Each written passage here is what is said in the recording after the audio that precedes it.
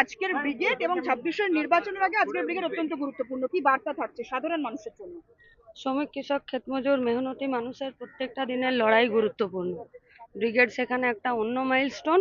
খেটে খাওয়া মানুষরা তাদের ঘামের দামের হিসাব নিতে ব্রিগেডের মাঠে লড়াইয়ের শপথ নিতে আসছে। ছাত্র যুবরাও কোনো অংশে কম থাকবে না, পুরো মাঠ জুড়েই থাকবে মেহনতি মানুষের সাথে। একটা সময় ছিল যখন কৃষক সংগঠন বামেদের অত্যন্ত যে স্ট্রং সংগঠন ছিল, কি মনে হয় আজকে সেই সংগঠন এখন স্ট্রং সংগঠন নেই, সেটা আপনি কি করে বুঝলেন? প্যারামিটার কি? দিদি একটু দাঁড়িয়ে যাও না দিদি। হবে না, কাজ করতে হবে না। আচ্ছা তাহলে ওইখানে বুক স্টলে যাই, বুক স্টলে যাই।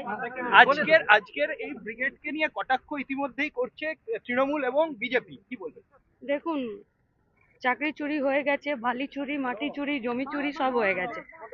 এমন কোথাও বাকি নাই যেখানে দুর্নীতি করে চাকরি যায়নি বা দুর্নীতি করে টাকা কামায়নি, তার কোনো জায়গা বাকি নেই।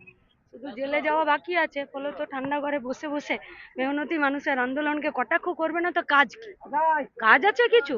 যে ভাই 100 দিনের কাজটা কি হলো, 100 দিনের বাকি টাকাটা কি হলো, একটা কোনো কাজ আছে?